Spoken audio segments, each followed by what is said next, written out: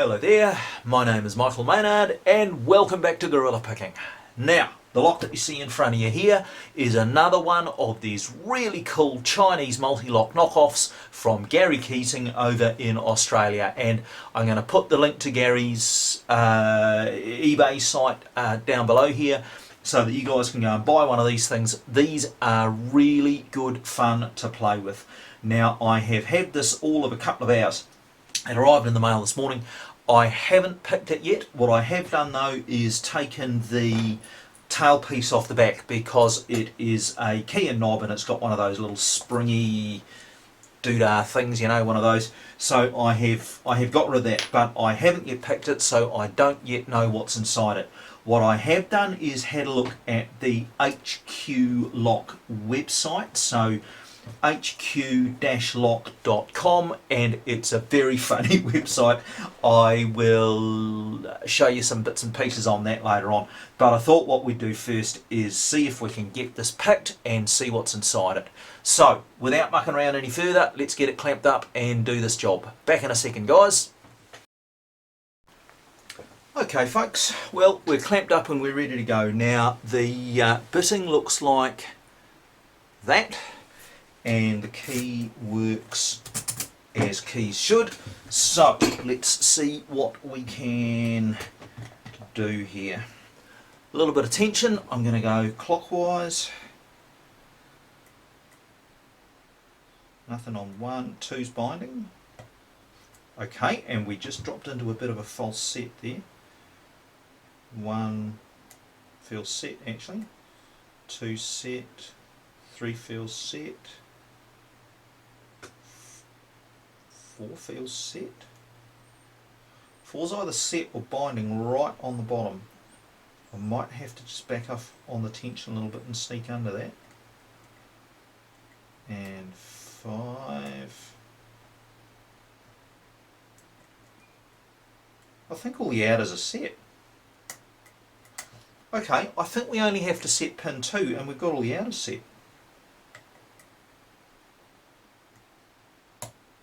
Well, that's monumentally weird.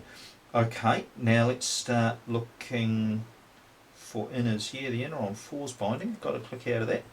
Back to the front. 1. Nothing. 2. Counter rotating. Click. Bit of a turn there.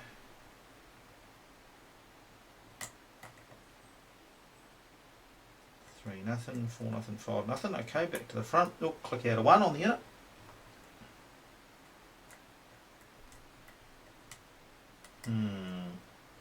Not feeling good here. I've suddenly lost all my inner binders.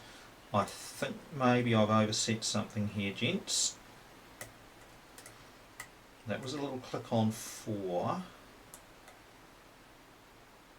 1 feels set.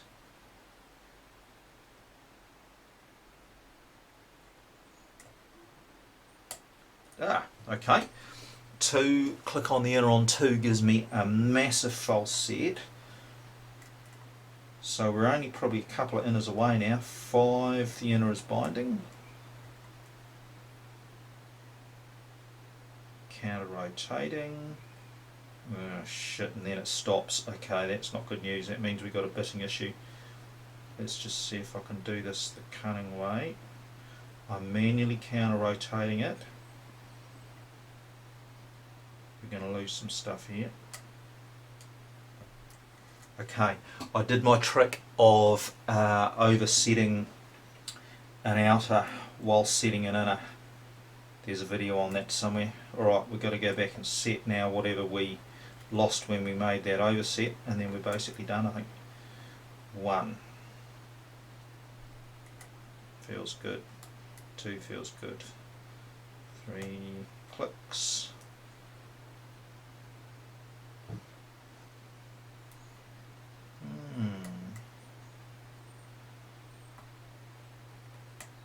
Clearly missing something here. I am very close to an open. 1 nothing.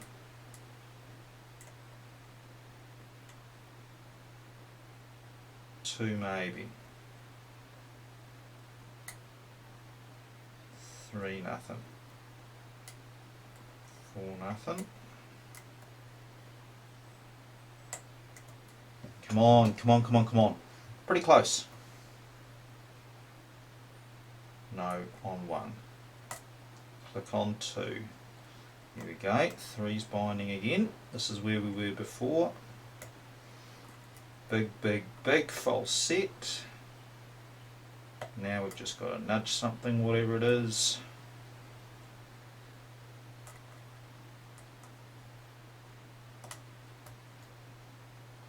Come on. Nothing on 1. Not 2. 5. Okay, and we're open. Right. That was a bit interesting. So what happened there was we only picked one outer to get all the outers set. So there are some outers there that set very, very, very low, and then there were some inners that needed picking 2 or 3 times, because what I actually had to do was go down and do something really nasty with pin 5. The inner on pin 5, I had to overlift its outer in order to get it picked, and so that lost me a whole lot of other stuff. I then had to go back through and re-pick that other stuff, and then finally we got the lock open. Now once we get this apart, we'll see why all that stuff happened. God, that's tight in there. That's quite good tolerances, that. Okay, so let's dump some key pins. Now I just need to mark F for front and R for rear.